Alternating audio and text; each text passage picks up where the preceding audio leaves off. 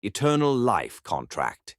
In the quiet suburbs of Glenwood, there was a small law office that most people never noticed. Sandwiched between a hardware store and a coffee shop, its frosted glass window bore the faint letters, Caldwell and Associates, Legal Counsel.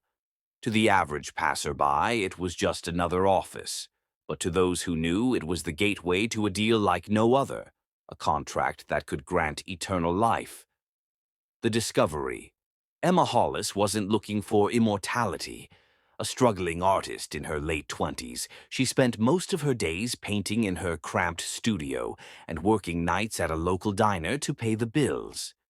One rainy evening, a customer left behind a small black folder. Out of curiosity, Emma opened it and found an intricately written document titled Eternal Life Contract. The contract was written in an archaic yet precise legal language, detailing the conditions under which one could achieve immortality. It required a signature at the bottom and, most peculiarly, a drop of blood. At first, Emma laughed it off, assuming it was some kind of prank. But the next day, when the same customer returned, an older man with piercing blue eyes, he told her it wasn't a joke. "You found it," he said, his voice calm but commanding. "It's yours now, should you choose to sign." The man, who introduced himself as Mr. Caldwell, explained that the contract had been passed down through the ages. Those who signed it would live forever. But there were terms that weren't immediately clear, but would reveal themselves over time. The temptation. Emma was skeptical. Eternal life? It sounded ridiculous. But the man spoke with such conviction, and there was something unnervingly ageless about him. He claimed to have signed the contract himself in 1847. "You can do anything with eternity," he said. "Master every art, see every corner of the world, experience every moment life has to offer." As the days passed, Emma couldn't get the contract out of her mind. What would it be like to live forever? To never worry about aging or death? She imagined centuries spent perfecting her art, traveling to places she had only dreamed of, and watching history unfold firsthand. But doubts lingered. What would it cost her? Caldwell was vague, saying only, "The contract is fair. It gives and it takes." The decision. After weeks of deliberation, Emma made her choice. She signed the contract in the presence of Caldwell, using a quill dipped in her own blood. The moment her blood touched the paper, she felt a strange warmth course through her body, like an ancient force had awakened within her. At first, nothing seemed different. Her life continued as usual: paint, work, sleep. But within a few weeks, she noticed subtle changes. Her energy was boundless, her health impeccable. A cut on her hand healed in seconds. Caldwell assured her that these were just the beginnings of immortality. The price. As months turned into years, Emma embraced her new existence. Her art gained international acclaim, and she traveled the world, leaving behind her old life and anyone who might notice she wasn't aging. But then came the visions. At first, they were fleeting. A shadowy figure standing in the corner of her room, whispers in the dead of night.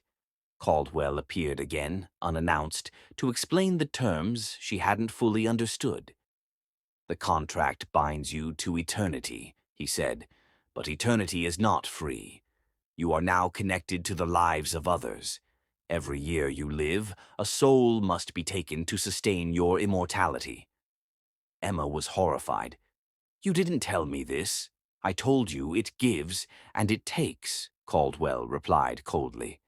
"You've already taken without knowing. Think back. Have there been sudden deaths around you? Accidents? Illnesses?" Emma thought of the diner manager who had collapsed unexpectedly, the tourist who had fallen from a cliff on her trip to Greece, the neighbor who had died of a stroke. All these deaths had seemed coincidental at the time, but now they took on a sinister meaning. The struggle.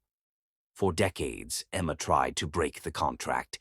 She researched ancient texts, consulted mystics and scientists, and even confronted Caldwell. But the contract was ironclad, bound not by earthly laws, but by forces beyond comprehension. The centuries that followed were a blur of guilt and loneliness.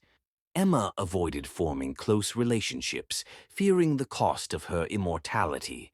She became a recluse, her once celebrated art now locked away in forgotten vaults. Yet, every so often, she would hear Caldwell's voice in her dreams, reminding her of the choice she had made.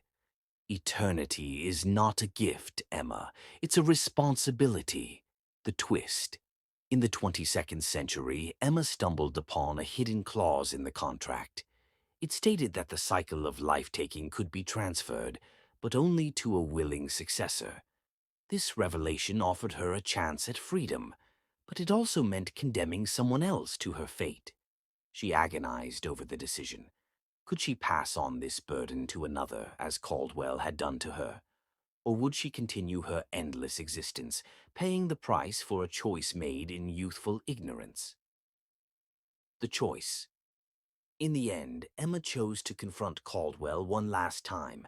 She demanded to know why the contract existed and who had created it. Caldwell, now wearier than she'd ever seen him, confessed that he didn't know. He too was bound by the same chains. Perhaps the contract was never meant to be signed, he mused. Perhaps it's a test, a reminder that immortality is not ours to claim. Emma walked away, the contract still in her possession, her decision unmade. She realized that eternity wasn't about living forever. It was about finding meaning in the fleeting moments. And as she looked out at the world, she wondered if she could finally let go. The story of the eternal life contract remains unwritten, its ending shaped by the choices of those who dare to sign it.